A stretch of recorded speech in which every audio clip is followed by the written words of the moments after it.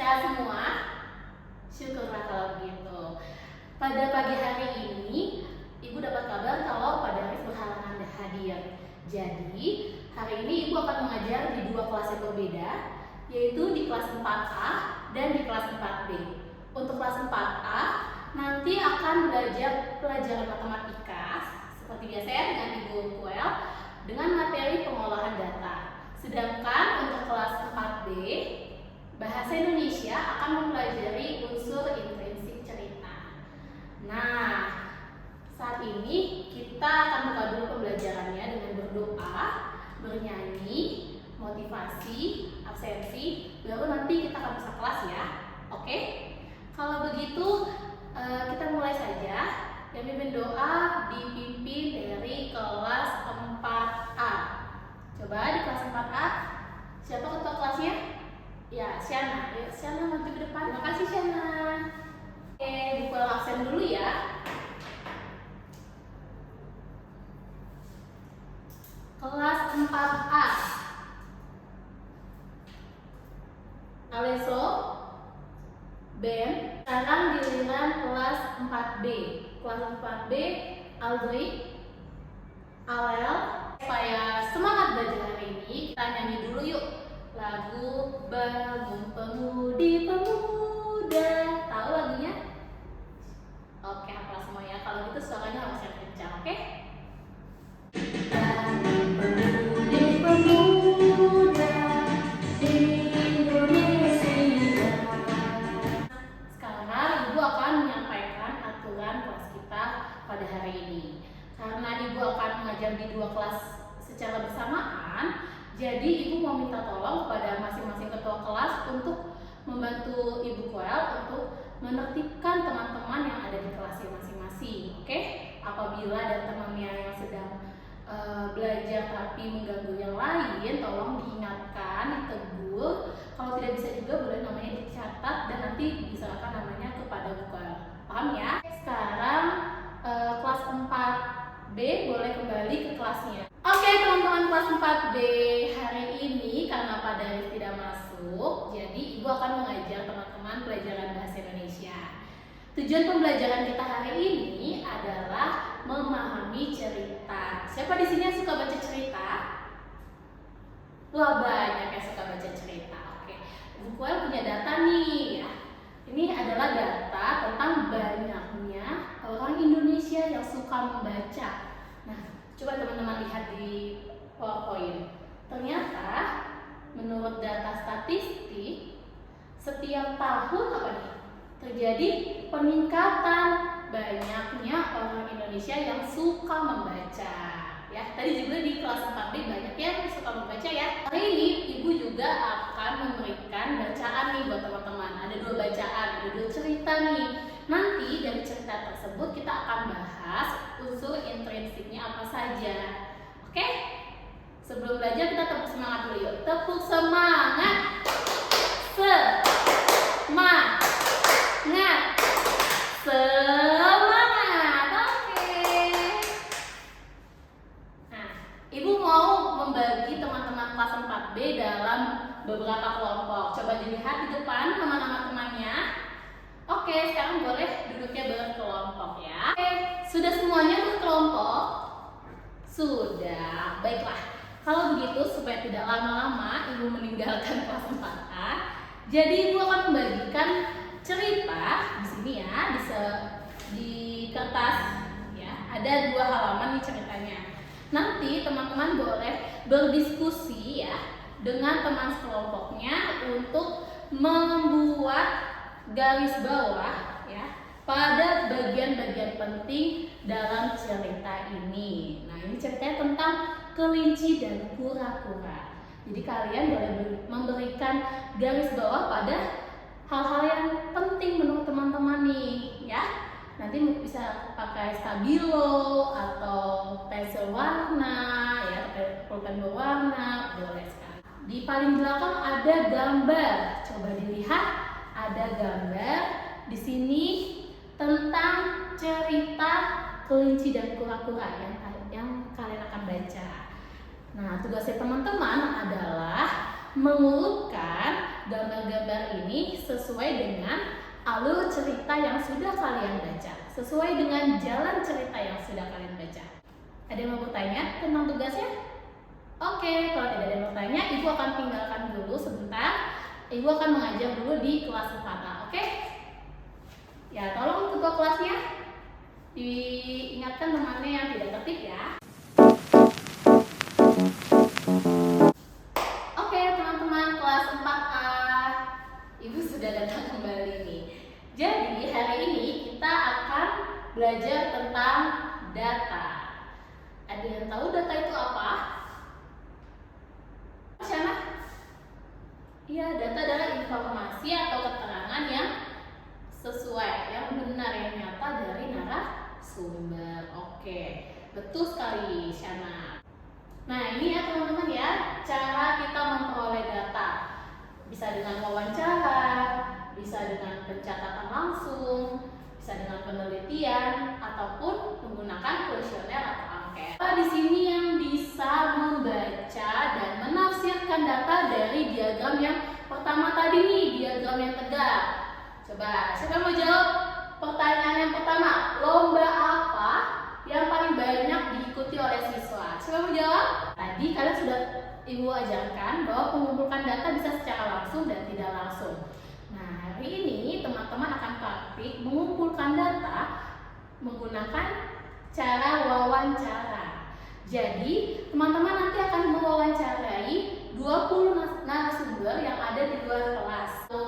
Kasih waktu 15 menit di luar untuk melakukan wawancara, mengumpulkan data tentang kegemaran siswa. Nanti teman-teman bisa tulis di sini ya, di tabelnya siapa narasumbernya, apa hobinya, kemudian kalian buat dalam bentuk tabel datanya. Oke, sampai sini ada yang mau bertanya?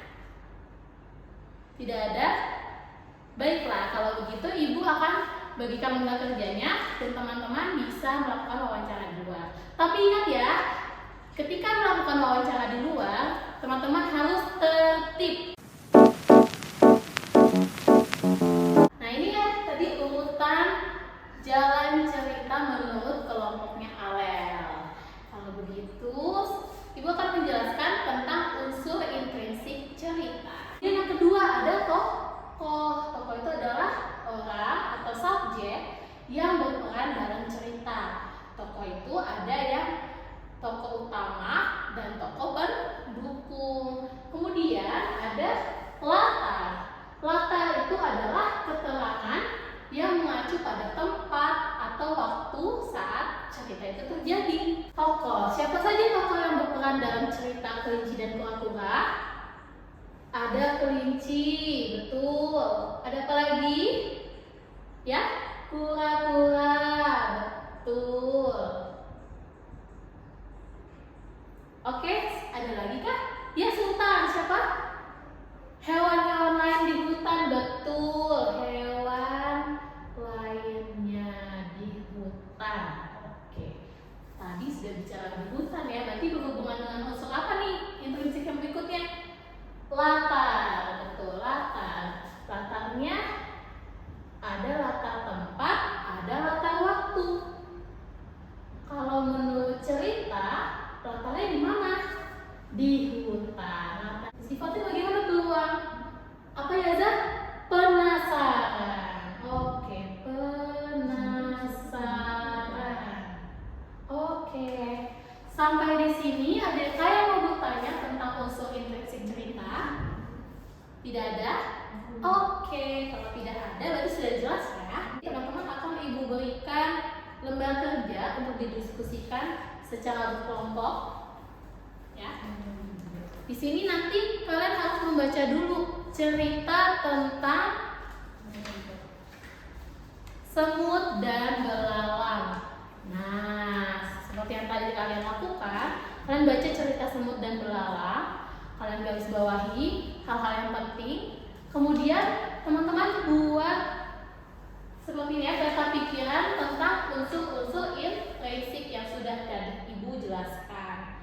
Kalian klasifikasikan temanya apa, tokohnya siapa saja, latarnya apa, alurnya bagaimana, amanatnya apa, dan bagaimana wataknya. Sudah jelas teman-teman? Oke, untuk membantu teman-teman membuat unsur invensi, di paling belakang ada gambar semut dan belalang yang harus kalian urutkan sesuai dengan jalan cerita yang ada dalam cerita tadi. Kalian gunting di sini ya dan tempel ya sesuai dengan jalan ceritanya. Kemudian kalian tulis unsur intrinsik apa saja yang ada dalam cerita di dalam peta pikiran yang sudah Ibu sediakan di lembar kerja. Jelas teman-teman? Jelas? Oke. Kalau begitu Ibu tinggal dulu ya, Ibu akan mengajar di kelas 4A. Bagaimana teman-teman kelas 4A? Sudah selesai mengumpulkan data? Sudah semua? Sudah dapat 20? Wah, hebat teman-teman. Oke, kalau begitu sekarang datanya mulai ditaruh di atas meja. Ibu akan menjelaskan tentang bagaimana cara kita membuat diagram batang. Sebagai contoh, Ibu sudah menyediakan di depan PowerPoint ya. Sini ada data tentang buah kesukaan dari beberapa siswa kelas 4. Oke, sebelum kita membuat diagram batang, kita buat dulu tabelnya. Kita buat tabelnya dalam 2 kolom. Kolom yang pertama adalah tentang datanya, yaitu data tentang buah kesukaan. Jadi sini kita tulis nama buah seperti ini ya. Kemudian di sebelahnya adalah tentang frekuensi atau banyak data. Nah, sekarang kita perhatikan yuk. Di sini ada berapa banyak yang suka stroberi? Kita hitung ya. Ada 1, 2, 3, 4, 5, 6. Jadi yang suka stroberi ada 6 siswa. Kemudian ada pisang. Siapa yang mau coba ke depan untuk menghitung berapa banyak siswa yang suka pisang? Selanjutnya kita akan buat diagram batang. Pertama kita buat dulu sumbu vertikal yang ke atas ya, dan sumbu horizontal atau garis yang mendatar. Oke, sudah jadi sumbu vertikal dan sumbu horizontalnya. Sekarang kita isi di sini. Untuk sumbu vertikal adalah banyak data atau banyak siswa. Ini kita lihat ya, data terendahnya yaitu 3 siswa dan data tertingginya adalah 7 siswa. Supaya kita tidak membuat terlalu banyak garis, kita buat kelipatan ya. Coba, kira-kira kelipatan berapa nih teman-teman? 2 boleh, kelipatan 2. Kita mulai dari yang kedua ya. 2, 4, 6, 8. Kemudian yang samping adalah nama buah. Stroberi. Ada berapa yang suka stroberi? Ada 6. Jadi kita tarik garis dari angka 6 sampai di atasnya stroberi.